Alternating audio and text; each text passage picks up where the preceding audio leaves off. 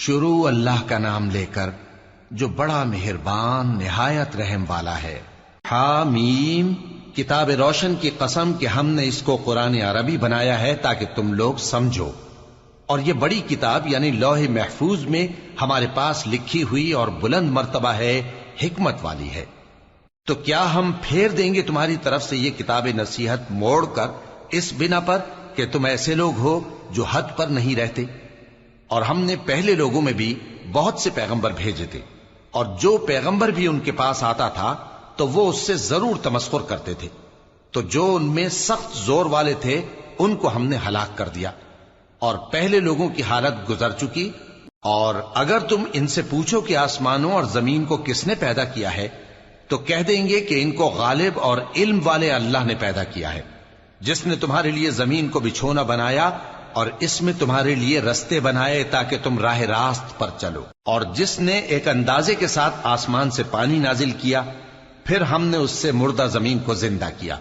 اسی طرح تم زمین سے نکالے جاؤ گے۔ اور وہی ہے جس نے سب چیزوں کے جوڑے بنائے اور تمہارے لیے کشتیاں اور چوپائے بنائے جن پر تم سوار ہوتے ہو تاکہ تم ان کی پیٹھ پر چڑھ بیٹھو، اور جب اس پر بیٹھ جاؤ پھر اپنے پروردگار کے احسان کو یاد کرو اور کہو کہ وہ ذات پاک ہے جس نے اس کو ہمارے زیر فرمان کر دیا اور ہم میں طاقت نہیں تھی کہ اس کو بس میں کر لیتے، اور ہم اپنے پروردگار کی طرف لوٹ کر جانے والے ہیں۔ اور انہوں نے اس کے بندوں میں سے اس کے لیے اولاد مقرر کی، بے شک انسان سراسر ناشکرا ہے۔ کیا اس نے اپنی مخلوقات میں سے خود تو بیٹیاں لیں اور تم کو چن کر بیٹے دے دیے؟ حالانکہ جب ان میں سے کسی کو اس ہستی کی یعنی لڑکی کی خوشخبری دی جاتی ہے جو انہوں نے اللہ کے لیے بیان کی ہے تو اس کا چہرہ سیاہ پڑ جاتا ہے اور وہ اندر ہی اندر گھٹنے لگتا ہے۔ کیا وہ ہستی جو زیوروں میں پرورش پائے اور جھگڑے کے وقت بات نہ کر سکے اللہ کی اولاد ہو سکتی ہے؟ اور انہوں نے فرشتوں کو کہ وہ رحمان کے بندے ہیں اس کی بیٹیاں ٹھہرایا۔ کیا یہ ان کی پیدائش کے وقت حاضر تھے؟ ان قریب ان کی شہادت لکھ لی جائے گی اور ان سے باز پرس کی جائے گی، اور کہتے ہیں اگر رحمان چاہتا تو ہم ان کو نہ پوچھتے، ان کو اس کا کچھ علم نہیں، یہ تو صرف اٹکلیں دوڑا رہے ہیں۔ یا ہم نے ان کو اس سے پہلے کوئی کتاب دی تھی کہ یہ اس سے استدلال کرتے ہوں؟ بلکہ کہنے لگے کہ ہم نے اپنے باپ دادا کو ایک طریقے پر پایا ہے اور ہم انہی کے قدم بقدم چل رہے ہیں، اور اسی طرح ہم نے تم سے پہلے کسی بستی میں کوئی خبردار کرنے والا نہیں بھیجا مگر وہاں کے خوشحال لوگوں نے کہا کہ ہم نے اپنے باپ دادا کو ایک راہ پر پایا ہے اور ہم قدم بقدم انہی کے پیچھے چلتے ہیں۔ پیغمبر نے کہا اگرچہ میں تمہارے پاس ایسا دین لایا ہوں کہ جس رستے پر تم نے اپنے باپ دادا کو پایا وہ اس سے کہیں زیادہ سیدھا رستہ دکھاتا ہو، تو کہنے لگے کہ جو دین تم دے کر بھیجے گئے ہو ہم اس کو نہیں ماننے کے، تو ہم نے ان سے انتقام لیا، سو دیکھ لو کہ جھٹلانے والوں کا انجام کیسا ہوا۔ اور جب ابراہیم نے اپنے باپ اور اپنی قوم سے کہا کہ جن چیزوں کو تم پوجتے ہو میں ان سے بیزار ہوں، ہاں جس نے مجھ کو پیدا کیا وہی مجھے سیدھے رستے پر لے چلے گا، اور یہی بات وہ اپنے بعد اپنی اولاد میں چھوڑ گئے تاکہ وہ اللہ کی طرف رجوع رہیں۔ بات یہ ہے کہ میں ان کفار کو اور ان کے باپ دادا کو مال و متاع دیتا رہا یہاں تک کہ ان کے پاس حق اور صاف صاف بیان کرنے والا پیغمبر آ پہنچا، اور جب ان کے پاس حق یعنی قرآن آیا تو کہنے لگے کہ یہ تو جادو ہے اور ہم اس کو نہیں ماننے کے، اور یہ بھی کہنے لگے کہ یہ قرآن ان دونوں بستیوں یعنی مکے اور طائف میں سے کسی بڑے آدمی پر کیوں نازل نہ کیا گیا؟ کیا یہ لوگ تمہارے پروردگار کی رحمت کو بانٹتے ہیں؟ ہم نے ان میں ان کی معیشت کو دنیا کی زندگی میں تقسیم کر دیا اور ایک کے دوسرے پر درجے بلند کیے تاکہ ایک دوسرے سے خدمت لے، اور جو کچھ یہ جمع کرتے ہیں تمہارے پروردگار کی رحمت اس سے کہیں بہتر ہے۔ اور اگر یہ خیال نہ ہوتا کہ سب لوگ ایک ہی جماعت ہو جائیں گے تو جو لوگ اللہ سے انکار کرتے ہیں ہم ان کے گھروں کی چھتیں چاندی کی بنا دیتے اور سیڑھیاں بھی جن پر وہ چڑھتے، اور ان کے گھروں کے دروازے بھی اور تخت بھی جن پر تکیہ لگاتے ہیں اور یہ سب چیزیں سونے کی بھی بنا دیتے، اور یہ سب دنیا کی زندگی کا تھوڑا سا سامان ہے، اور آخرت تمہارے پروردگار کے ہاں پرہیزگاروں کے لیے ہے۔ اور جو کوئی رحمان کی یاد سے آنکھیں بند کر لے یعنی تغافل کرے ہم اس پر ایک شیطان مقرر کر دیتے ہیں تو وہ اس کا ساتھی ہو جاتا ہے، اور یہ شیطان ان کو رستے سے روکتے رہتے ہیں اور وہ سمجھتے ہیں کہ وہ سیدھے رستے پر ہیں، یہاں تک کہ جب وہ ہمارے پاس آئے گا تو اس شیطان سے کہے گا کہ اے کاش مجھ میں اور تجھ میں مشرق و مغرب کا فاصلہ ہوتا، تو برا ساتھی ہے۔ اور جب تم ظلم کرتے رہے تو آج تمہیں یہ بات فائدہ نہیں دے سکتی کہ تم سب عذاب میں بھی شریک ہو، تو کیا تم بہرے کو سنا سکتے ہو یا اندھے کو رستہ دکھا سکتے ہو، اور جو کھلی گمراہی میں ہو اسے راہ راست پر لا سکتے ہو؟ پھر اے پیغمبر، اگر ہم تم کو وفات دے کر اٹھا لیں تو بھی ان لوگوں سے تو ہم انتقام لے کر رہیں گے، یا تمہاری زندگی ہی میں تمہیں وہ عذاب دکھا دیں گے جس کا ہم نے ان سے وعدہ کیا ہے، کیونکہ ہم ان پر قابو رکھتے ہیں۔ پس تمہاری طرف جو وحی کی گئی ہے اس پر مضبوطی سے جمے رہو، بے شک تم سیدھے رستے پر ہو، اور یہ قرآن تمہارے لیے اور تمہاری قوم کے لیے نصیحت ہے، اور لوگوں تم سے ضرور عنقریب پرسش ہوگی۔ اور اے نبی،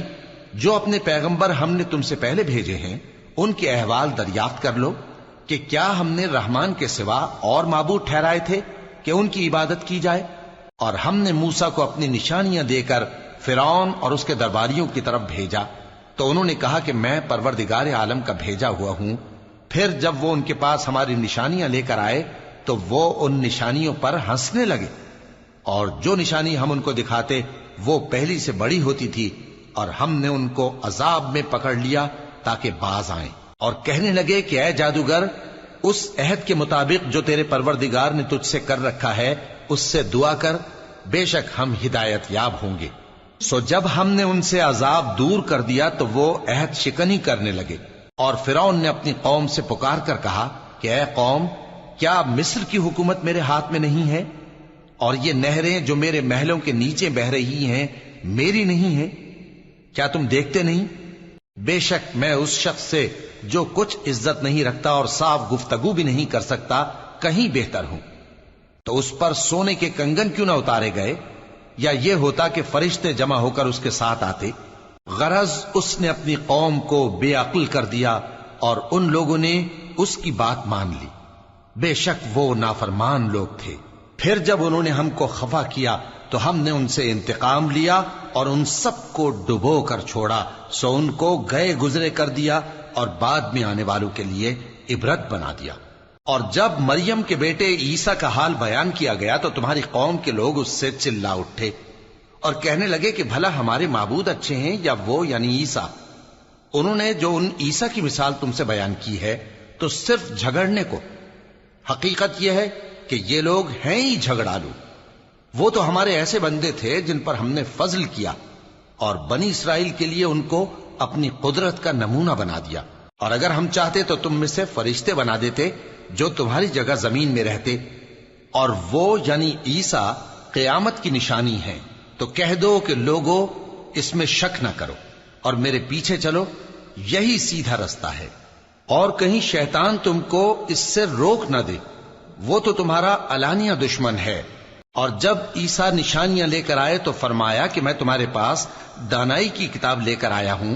نیز اس لیے کہ بعض باتیں جن میں تم اختلاف کرتے ہو تم کو سمجھا دوں۔ سو اللہ سے ڈرو اور میرا کہا مانو، کچھ شک نہیں کہ اللہ ہی میرا اور تمہارا پروردگار ہے،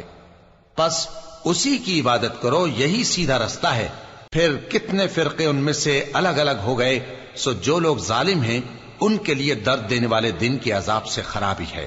یہ صرف اس بات کے منتظر ہیں کہ قیامت ان پر ناگہاں آ موجود ہو اور ان کو خبر تک نہ ہو۔ جو آپس میں دوست ہیں اس روز ایک دوسرے کے دشمن ہوں گے، مگر پرہیزگار کہ وہ باہم دوست ہی رہیں گے۔ میرے بندو، آج تمہیں نہ کچھ خوف ہے اور نہ تم غمناک ہوگے۔ جو لوگ ہماری آیتوں پر ایمان لائے اور فرمانبردار بن گئے ان سے کہا جائے گا کہ تم اور تمہاری بیویاں عزت و احترام کے ساتھ بہشت میں داخل ہو جاؤ۔ ان پر سونے کی تشتریوں اور پیالوں کا دور چلے گا، اور وہاں جو جی چاہے اور جو آنکھوں کو اچھا لگے موجود ہوگا۔ اور اے اہل جنت، تم اس میں ہمیشہ رہو گے، اور یہ جنت جس کے تم مالک بنا دیے گئے ہو تمہارے اعمال کا صلہ ہے۔ یہاں تمہارے لیے بہت سے میوے ہیں جن کو تم کھاؤ گے، اور گناہگار یعنی کفار ہمیشہ دوزخ کے عذاب میں رہیں گے،